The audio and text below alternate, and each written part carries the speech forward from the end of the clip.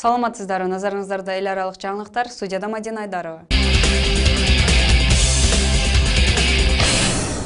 Өзүн ислам мамлекети деп атаган топтун согушкерлери шейшемби күнү дагы бир америкалык журналист Сотловдун башы алынганы жазылган тасма таратты. Ак үй бул тасма жасалма эместигин билдирди. Сотлов аталган топ тарабынан өмүрү кыйылган экинчи журналист 19 августта дагы бир журналист Джеймс Фоллини өлтүрүлгөнү маалымдалган эле. Анда согушкерлер эгер АКШ тараптан Ирак түндүгүндө ислам мамлекети тобуна каршы абадан сокку уруулар токтотулбаса, кийинки курмандыктар болоорун эскерткен болчу. Вашингтон зомбулуктарды токтотуу максатында Ирактагы экстремисттик топторго каршы аскерий аракеттерди жүргүзүп жатканын буга чейин президент Барак Обама билдирген. Маркум журналист Стивен Сотлов Time журналында иштеген. 2013-жылы Сирияда согушкерлер тарабынан уурдалган болчу. Жүрөктүн тубаса кемтик оорусу менен ооруган балдарга Түштүк Кореяда акысыз операция жасоо долбоорун Кызыл Жарым ай коомунун Кыргызстандагы өкүлчүлүгү ишке ашырууда. 3-сентябрда оорукчан балдарды тандап алуу үчүн кореялык адистер келет. Бул тууралуу Азаттыкка Кызыл Жарым ай коомунан кабарлашты. Алдын ала маалыматтар боюнча Кореяда дарылануу үчүн 12 бала жөнөтүлөт. Соңку 2 жыл аралыгында Түштүк Кореяда кыргызстандык 20 бала акысыз дарылануудан өткөн. Операция үчүн бир адамга $20,000 тегерегинде каражат сарпталат. Расмий маалыматка ылайык Кыргызстанда тубаса жүрөк кемтиги менен төрөлгөн балдардын саны көбөйгөн. Ошондой эле бул дарттан чарчап калган балдар жана майып болуп калгандар 20%га чейин өскөнү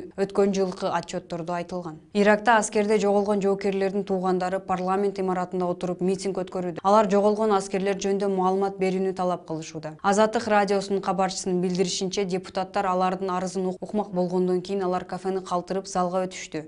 Бирок эртең талабы толук чечилмейин залдан чыгып кетүүдөн баш тартышууда. Алар июнь айында Ирактын түндүгүндөгү Тикрит шаарында ислам мамлекети уюмунун согушчандары туткунга алган жоокерлер өлтүрүлгөн жана сөөгү табылбай калат деп чочулашат. Нааразылар 2-сентябрда таң эртелеп парламентке киргенден кийин кафенин эшик-терезелерин сындырып ээлеп алышкан эле. Президент Путин Евробиримдикке эгер тийиштүү буйрук берилсе, орусиялык аскерлер Киевти 2 жумада алып коет деп эскертти. Италиянын Ла Республика гезити 1-сентябрдагы санында Путиндин Еврокомиссиянын кызматтан кетип жаткан төрагасы Жозе Мануэль Барозого эгер мен кааласам Киевти 2 аптада ала алам деп айткан сөзүн басты. Гезиттин жазышынча Барозо бул сөздү Путин ага телефондон баарлашып жатканда айтканын Биримдиктин лидерлерине 30 августта саммитте билдирген. Орус медиасынын маалымдашынча 2-сентябрда орус президенти тышкы саясат боюнча жардамчысы Юрий Ушаков Путиндин сөзү контексттен үзүп алынган жана мааниси такыр башка болчу деп түшүндүрмө берди. Италиялык гезиттин жазышынча Путин берегидей сөз Москванын Украина кризисиндеги ролуна байланыштуу Евробиримдик санкцияны дагы күчөтүшү ыктымал экенин укканда айткан. Расмий Киев жана Батыш өкмөттөрүнүн айтышынча Орусия Украинанын чыгышында жикчилдерди курал-жарак менен камсыздап, аймакка аскер жиберген. Москва мындай айыптоолорду четке кагып келет. Сауд Аравияда падышалыкта жана сырт өлкөлөрдө кутумчулук кылган деп шектелип 88 адам камакка алынды. Ирактагы жана Сириядагы ислам мамлекети уюмунун согушчандарын күчөшү Саудиянын коопсуздук чараларын бекемдөөгө түртүүдө. Падышалыктын ички иштер министрлигинин өкүлү Мансур Туркинин 2-сентябрда билдиришинче, камакка алынган 58 адам мурда ушундай эле айып менен кесилип, абакта отуруп чыккан экен. Камалгандардын 3-өө емен жарандары, биринин өздүгү аныкталууда. Калгандары саудиялыктар, деди Туркия. Саудиянын ички иштер министрлиги маң аткезчилиги менен кармалган 3 сириялык жана 1 ирандык жаран 2-сентябрда кылычталып өлтүрүлгөнүн да билдирген.